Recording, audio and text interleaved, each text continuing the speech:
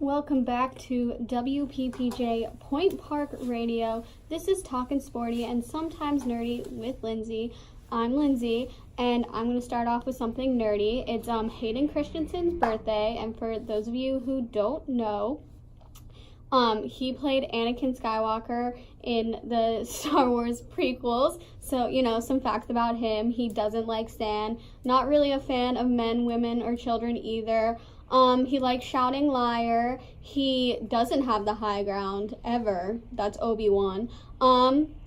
Yeah, I think that's basically all you need to know. Happy birthday to Hayden Christensen. That's all the nerdy stuff I have right now. But I'm going to move on to sports, and that starting with hockey. Because the Pens were swept by the Islanders in the first round of the Stanley Cup playoffs,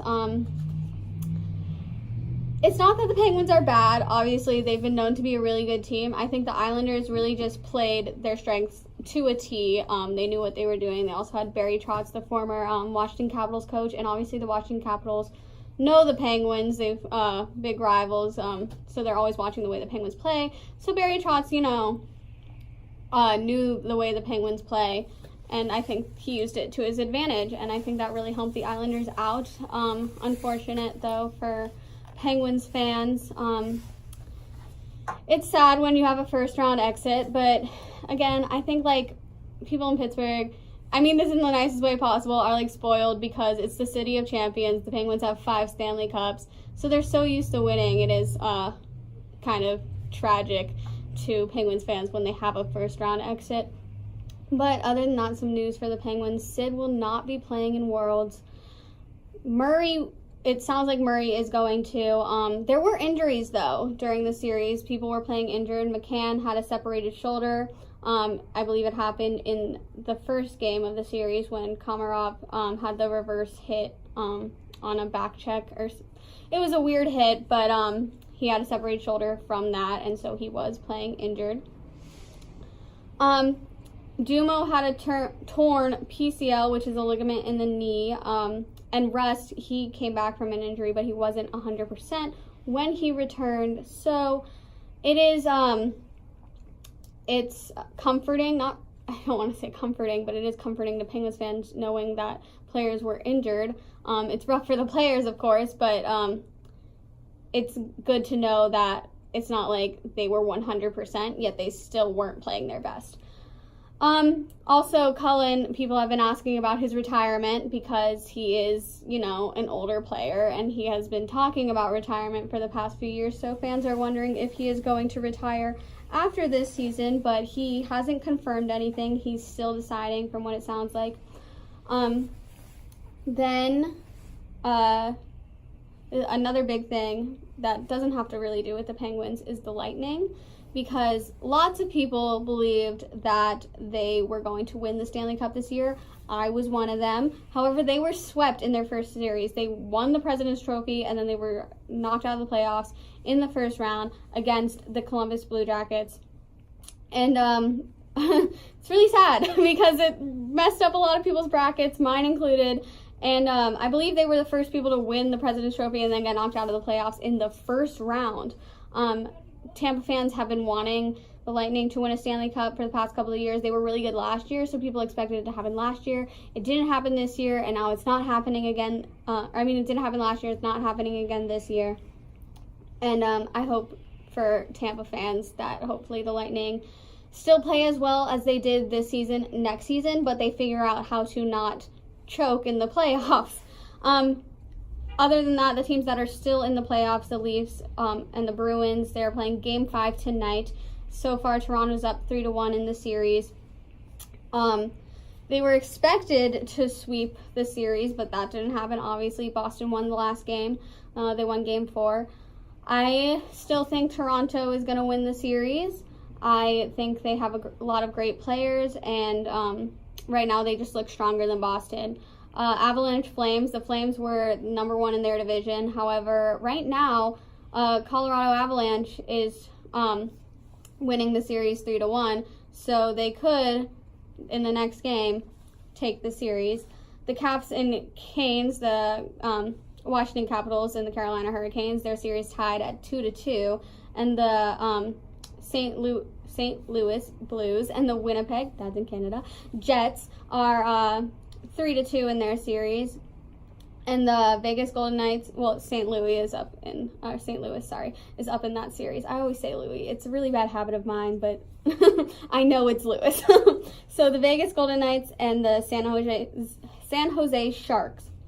Vegas is up in that series. It's 3-2. And then the Stars and Preds are tied at 2-2. I still think the Sharks might come back and win the Vegas Golden Knights Sharks series. As for the Stars Preds series, I had the Predators winning. But again, it's a really close series. They're tied, so it could go either way. I think both teams are very hungry for a Stanley Cup. I just think the Preds are going to take that series, though. As for Capitals Hurricanes, I would like the Hurricanes to win. That would be great. But it might be the Capitals. The Avalanche Flames, I thought the Flames were going to go kind of far. I didn't really expect them to do as well this season as they did, but once they won their division, I figured they'll probably go pretty far in the playoffs, but, the Avalanche might knock them out in the next game. And, yeah, also, good news for Penguins fans, though. This was on the Penguins' Instagram.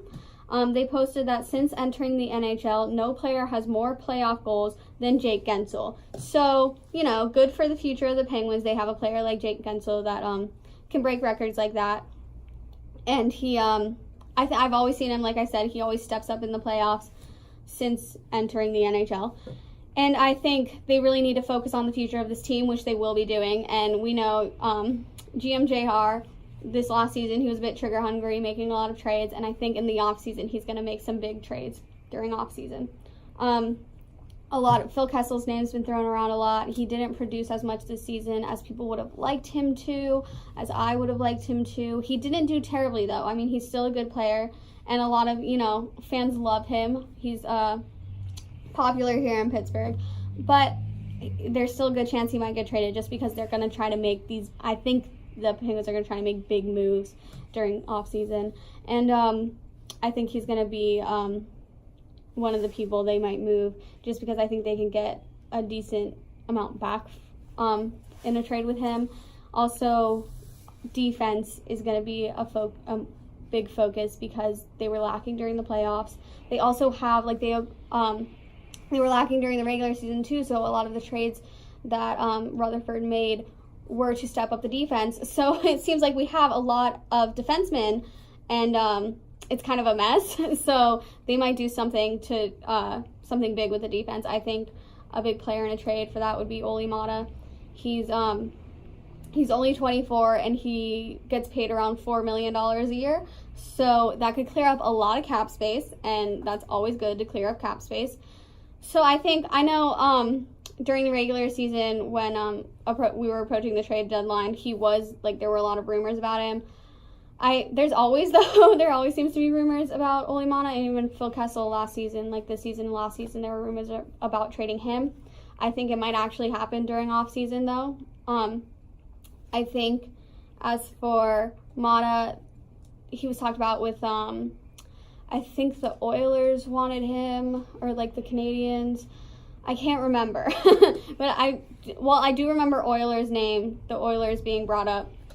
I can't remember the Canadians were brought up, but I think there are some teams out there that would like him, and I think it would be, he's been good for the Penguins in the past, and I don't think he's a bad player. I just don't think he fits with the Penguins anymore, and they need to change up their defense. They need more defensive defensemen because they have been focusing a lot in the past on two-way players, and I think they have a lot of good two-way players, but they need those defensive defensemen because they need to step up the defense. So hopefully they try to get someone like that during off-season. Other than that, I don't have much to say. I do think it's interesting, though, how the Penguins get this first-round exit, and it's basically guaranteed they're going to make a big trade during off-season. Whereas, there's teams that haven't been making it to the Stanley Cup, the playoffs, the Oilers, and even the Ducks didn't do that well this season. And I don't see that. I don't know what they're going to do during this coming up off-season. But in the past, they didn't make huge trades, although, they didn't get rid of Connor McDavid or anything, but I don't know. I just think it's really interesting, but I think the Penguins or Pittsburgh as a whole is very focused on winning, and that's not a bad thing. That's basically the whole point of the sport. You don't you pay large sums of money to these players, and you don't want them to lose when you're paying them so much money. So it makes sense. I mean, obviously you want to have fun when you're playing sports, but it does make sense for the main goal to be to win. But moving on from hockey to baseball, the Pirates past couple of series, they had a series against the Nationals. It was a 3-game series, and they won the first game. The Pirates won the first game and the third game. Then they had a 2-game series against the Detroit Tigers, and they swept the series. It was only a 2-game series, but still, coming off that win, they're coming back home to Pittsburgh, and they'll have a 3-game series against the Giants that starts tonight. I think they're going to really benefit from coming off sweeping a series, even though it was only a 2-game series. It still really ups momentum and the morale of the team. So I think they'll probably do well at home tonight. It is raining right now here in Pittsburgh, but as we get later into the day, right now there's like 100% chance of rain, and it's raining. So as we get later into the day, it's supposed to get down to a 50% chance of rain, so let's hope for no rain delay. Trevor Williams, Pirates pitcher, in his last 17 starts since July 11th, 2018, he has posted a 1.60 ERA, which is the lowest mark in the majors. So that's really good for the Pirates. I like Trevor Williams, think he's a great pitcher. If you follow him on Twitter, he's so funny. So yeah, he seems like a cool dude, good for the team. I like to do something called Today in Sports History, but that'll come at the end of the show if I have time to do it. But I have something that happened on Wednesday in sports history. What was that? In sports history, Wednesday the 17th was a cool day because on April 17th, 1955, Roberto Clemente made his MLB debut and played both games of a doubleheader. He scored a run in each game, which is why he's made so much history, because he's a great player. He's called the Great One. Everyone loves Roberto Clemente. So, you go to PNC Park, his statue's outside. So that's a fun fact. Everyone loves Roberto Clemente. We have some facts about him. That's fun. But as for the Pirates' way of playing right now, they do still need to step up the defense, even though they have been doing pretty well. That seems to be their weak spot a bit. Because what I've seen this past season, they have a lot of doing really well, having a lead up until like the 6th or 7th inning, and then they give it up. And that's no fun for Pirates fans. So again, step up the defense later into the game. All right, welcome back to Talkin, Sporty, and Sometimes Nerdy with Lindsay on WPPJ Point Park Radio. I hope everyone's having a good day. Sorry about the little I was just trying to figure out technical difficulties at the end of my segment before the commercial break. But I'm back, and I'm talking about sports. Basketball. NBA playoffs are happening right now. The Raptors and Magic, their series is tied 1-1. I think the Raptors, I thought the Raptors are going to go far. I still kind of think the Raptors are going to go far. Being from Florida, I should be rooting for the Orlando Magic. I do like them as a team, but I also like the Raptors, and I think they've been really good this season. So, they do play tonight. They have their game 3 tonight at 7 p.m. And then the Boston Celtics and Indiana Pacers play at 8:30 p.m. Their series, Boston's up 2-0. And then there's the Portland Trail Blazers and the Oklahoma City Thunder. Portland is up 2-0. Philadelphia 76ers are playing against the Brooklyn Nets. Philadelphia's up 2-1. The Denver Nuggets and San Antonio Spurs have a series, and the San Antonio Spurs are actually leading the series 2-1, which is interesting because the Denver Nuggets came in second place in the Western Conference. The Milwaukee Bucks and the Detroit Pistons have a series. Milwaukee's up 2-0. The Houston Rockets and the Utah Jazz are playing each other, and the Houston Rockets are up 2-0. And then there's the two-time defending champions, the Golden State Warriors, playing against the LA Clippers, and of course the Golden State Warriors are up 2-1. The LA Clippers have won one game, so good for them.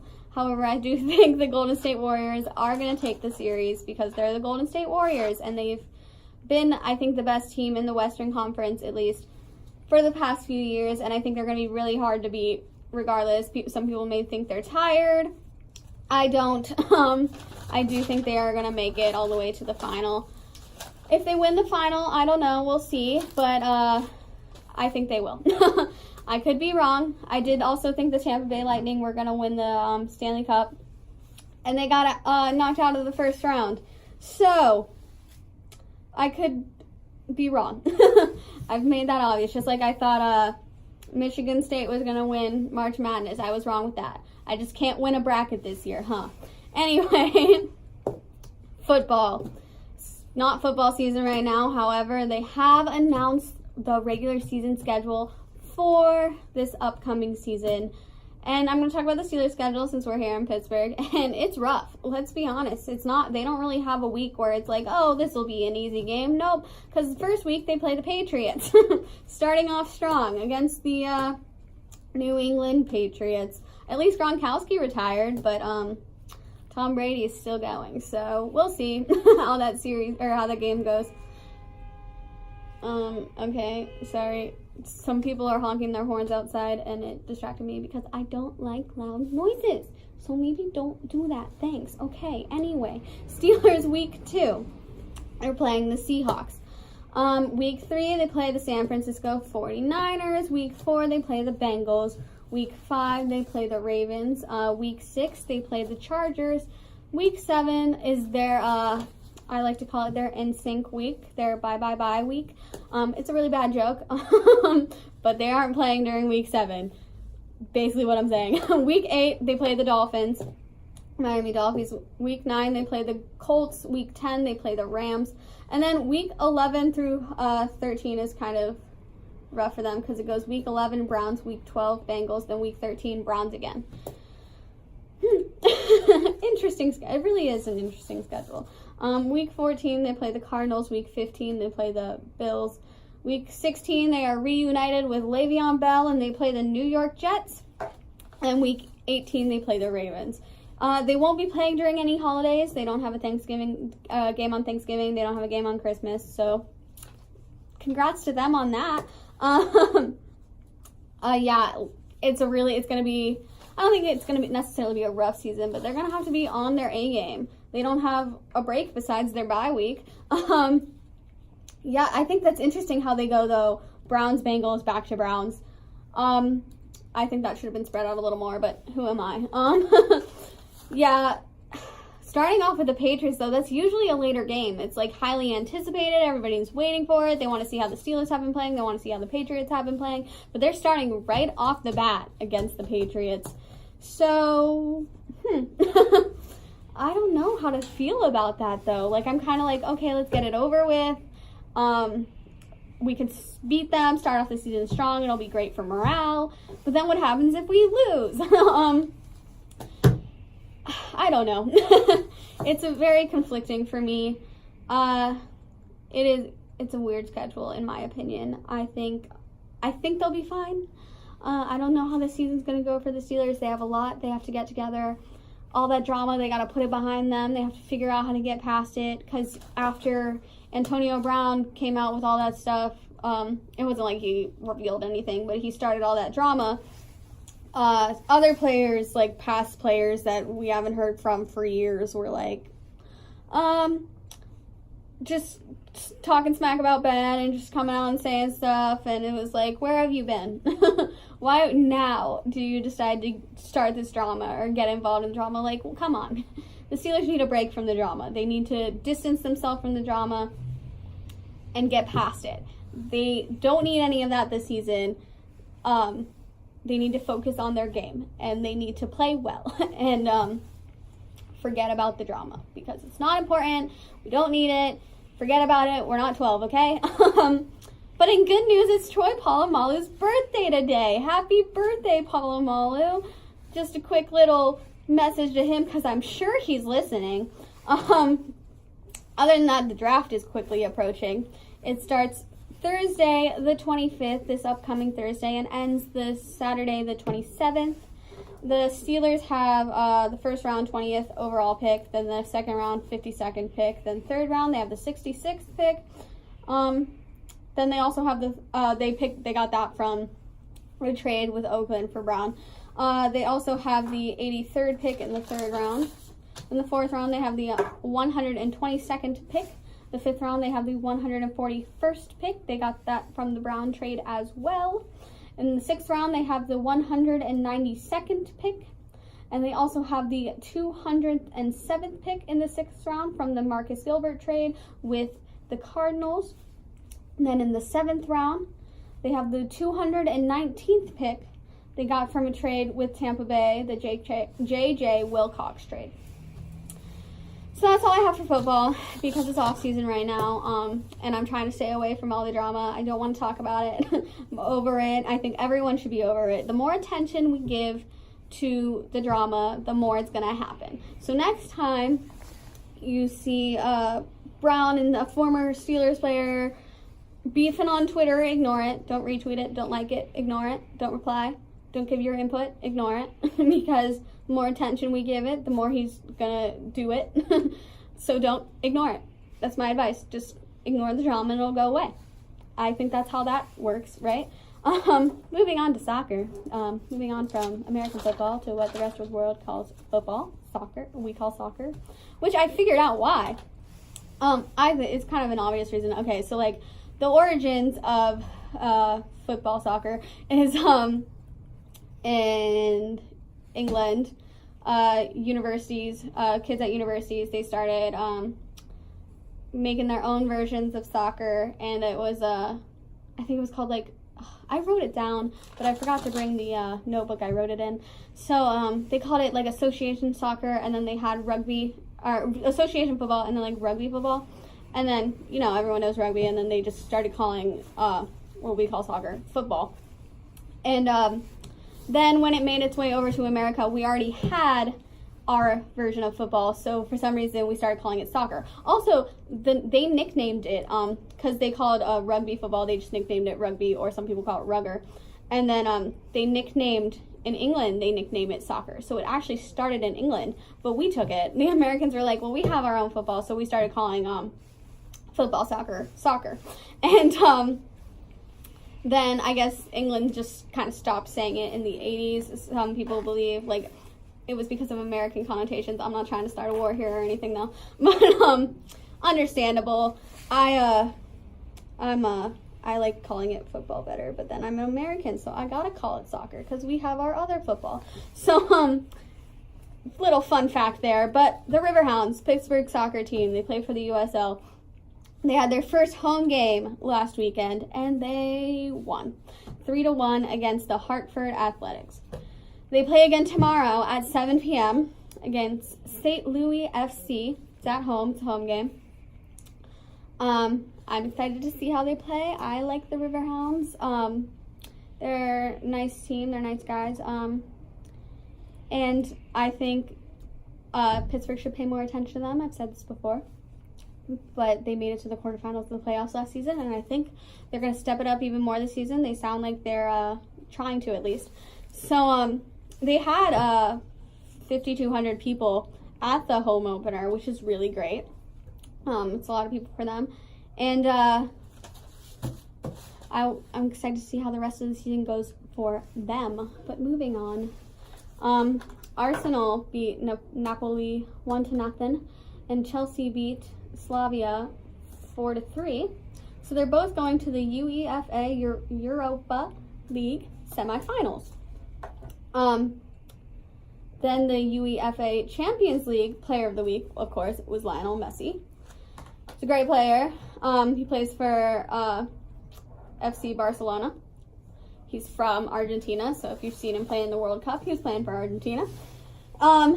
They are also, FC Barcelona is going to the Champions League semifinal, and on May 1st, they're playing against Liverpool FC. I'm excited for that game.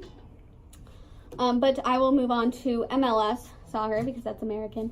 And FC Cincinnati, I'm talking about the games that are happening tonight. FC Cincinnati is playing real Salt Lake as opposed to fake Salt Lake at 7:30 p.m. Toronto FC will be playing Minnesota at 8 p.m. The LA Galaxy, David Beckham's former team, play Houston Dynamo at 11 p.m. Chicago Fire, the team, not the show, play Colorado Rapids at 1 p.m. tomorrow. Philadelphia Union and Montreal Impact also play at 1 p.m. tomorrow. For my Florida friends and family, Orlando City is playing Vancouver Whitecaps FC at 3 p.m. tomorrow. Then the Columbus Crew SC and Portland will be playing at 7:30 p.m. And New England and the New York Red Bulls, which no idea who they're sponsored by, are playing at 7:30 p.m. And the San Jose Earthquakes and the Sporting Kansas City team play at 10:30 p.m. There are a couple games on Sunday, but didn't write them down because that's Easter. Who's going to be watching soccer? Me, probably. But, yeah, the Riverhounds are not part of MLS. They're part of USL, but I believe in 2021 they're going to try to become a part of MLS. They intend on it, and I think that'll be good for them because I even asked someone if they'd pay more attention to them if they were part of MLS, and they said yes, which I don't understand why. Because, yes, MLS is the bigger league, the more popular league here in America. But, like, if you're here in Pittsburgh, and if you go to Point Park or live downtown, you're not that far from the Riverhound Stadium, so it's not like it's hard to pay attention to them now. Or just, like, go on Twitter. Like, follow their Twitter account. It's not that hard to pay attention to these smaller league teams. So, I'm going to go to a commercial break because I might have to end the show early today because I have to work, but we'll see. All right. This has been Talkin' Sporty and Sometimes Nerdy with Lindsay. I'm Lindsay, and I will be right back. I was talking about soccer before the break, and I will continue to talk about soccer because it's 50 days until the FIFA's Women's World Cup, and I'm excited for that. We should all be excited for that. Other than that, Premier League games.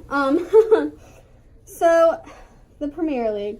I follow the Premier League. I'm a big fan of Chelsea, even though I'm not supposed to be biased to any teams. I'm not. I just, I like Chelsea.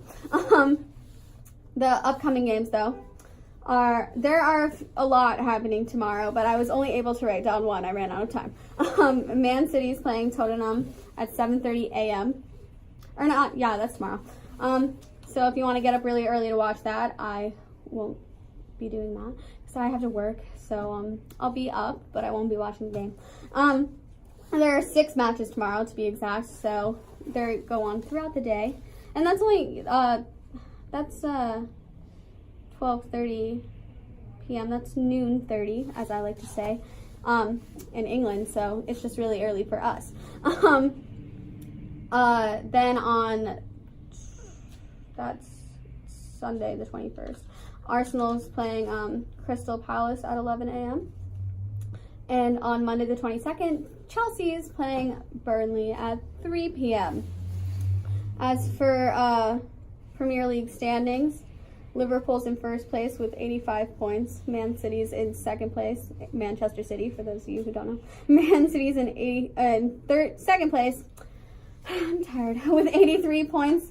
Tottenham's in third place with 67 points, and Arsenal is in fourth place, and Chelsea's in fifth place, and they both have 66 points.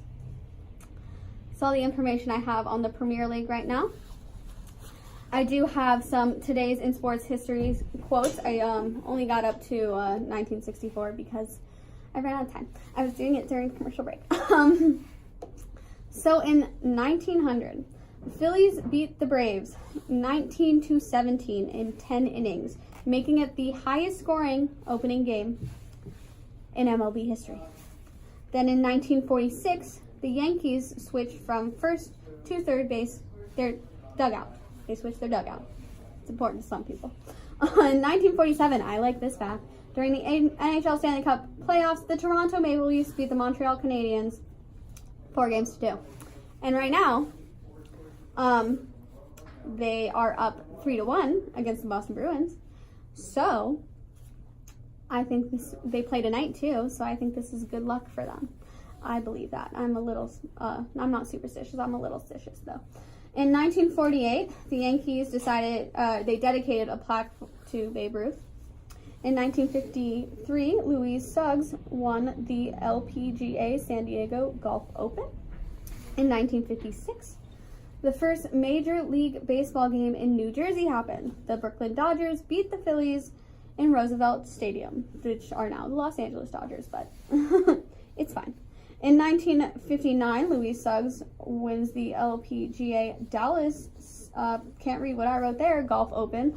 And then in 1964, Mickey Wright won the LPGA Peach Blossom Golf Invitational. So, there's a lot more today in sports history facts than that. There was a lot about the Boston Marathons because they seem to happen on this day in sports history a lot. And again, with the LPGA golf tournaments, there was more to that.